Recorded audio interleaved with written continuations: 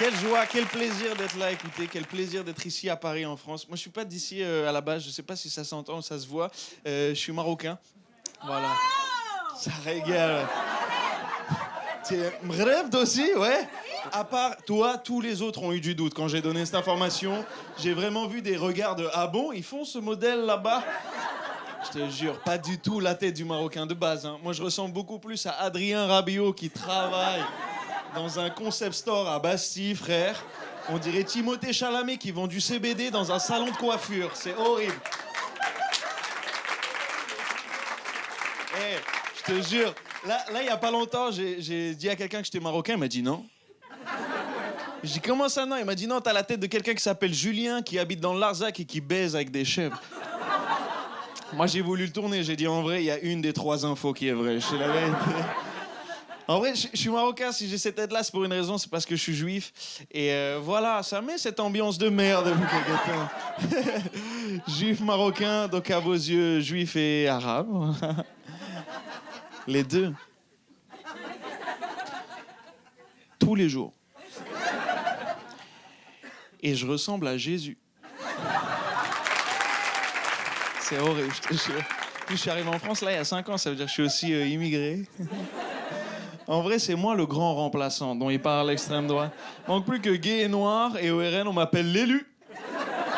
Si j'étais LGBT, mes pronoms, ça serait il, lui, faudra du temps pour s'intégrer, d'accord? Ah, moi, j'ai des origines bizarres. Je sais pas si vous avez entendu, moi, je m'appelle Ethan la loose. C'est mon vrai nom de famille, gros. C'est quoi le message que Dieu il t'envoie à la naissance, en vrai? Ethan, c'est un prénom américain. Lalou, c'est un nom de famille espagnol. Je suis né au Maroc, je vis en France, mes parents sont juifs. C'est pas des origines, c'est l'itinéraire du pull blanc que je porte, là. Vraiment. Plus grande angoisse dans la vie, tu sais c'est quoi? Faire le test ADN. Imagine, je le fais, ils me disent, bah, vous êtes un t-shirt. Voilà, c'est ça le... Je sais pas s'il y en a qui l'ont fait un peu, le test ADN ici. Ouais, non, pas trop, ouais. Ouais, t'as été surpris un peu des résultats ou pas? Non. Ouais. Super l'interaction, en tout cas. Moi, je suis mitigé avec ce truc, je te jure, je suis très mitigé. Tu sais, parce que t'envoies ta salive ou ta pisse à des centaines de kilomètres, ok? Il y a un mec, tu le connais pas, il la reçoit, et ça se trouve, il la goûte, c'est pas ce qu'il fait avec. Il dit, t'es 0,1% nigérien parce que ta grand-mère, elle a sucé un pouce il y a 50 ans. Tout le monde est OK avec cette idée. Moi, j'ai des amis, ils ont tourné. Hein. Moi, j'ai un ami à moi, il s'appelle Jean-Jean, il habite à Tourcoing. On lui a dit qu'il était 40% espagnol. Maintenant, tous les matins, il m'envoie des « Hola, ¿qué tal ?» Je lui dis, mais tu t'appelles Jean-Jean? Il m'a dit, non, maintenant c'est Juan. Et c'est vrai, aujourd'hui c'est important de savoir d'où on vient pour savoir où on va. C'est une phrase de Booba, mais c'est vrai, c'est important.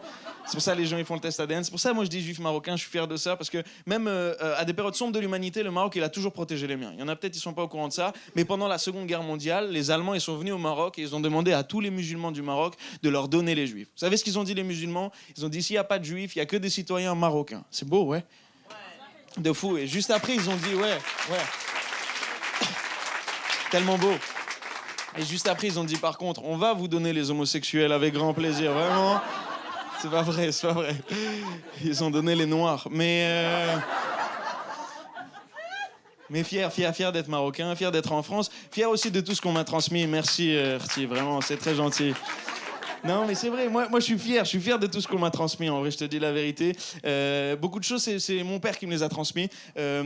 Famille un peu bizarre, voilà. Moi, dans ma famille, on savait pas se dire je t'aime. T'sais, pour se dire je t'aime, soit on se faisait des blagues, soit on s'ignorait, soit on se disputait. Quand tu combines les trois, c'est très intéressant. Là, il y a pas longtemps, ma sœur, elle a créé un groupe WhatsApp familial qu'elle a appelé « Sans dispute ». Tout le monde a quitté le groupe, d'accord? On a supprimé WhatsApp, on a téléchargé Telegram et maintenant on a un groupe sans elle, on l'insulte tous les jours, vraiment. C'était l'idée de mon père. Moi, j'ai eu un parent âgé, il avait du temps pour trouver ces blagues-là. Je sais pas si peut-être on a des gens dans la salle qui ont eu un parent âgé, peut-être?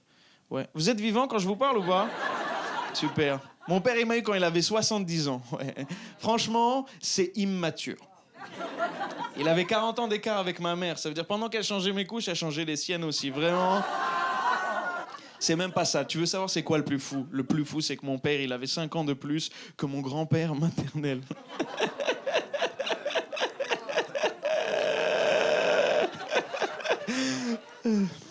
Non, c'est pas vrai. Il avait 10 ans de plus. Et tu C'est ce que ça veut dire. Ça veut dire mon père, il avait l'âge d'être mon grand-père. Mon grand-père, il avait l'âge d'être mon oncle. Ma mère, elle avait l'âge d'être ma sœur. Et j'ai des neveux, ils avaient l'âge d'être mon père. Mais je crois qu'ici, vous dites juste, il est né dans le Nord, je crois. Mais je te jure.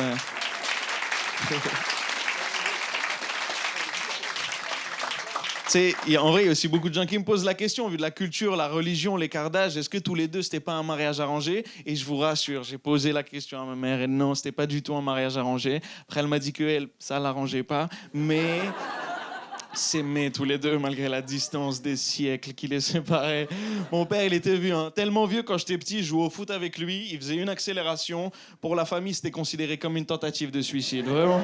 Tellement vieux, je l'ai connu en noir et blanc. Il n'y avait pas la couleur à l'époque. Sur les photos de famille, on était tous en HD. Lui, il était en peinture à l'huile d'olive. Je lui ai montré mes cours d'histoire. Pour lui, c'était des souvenirs, vraiment.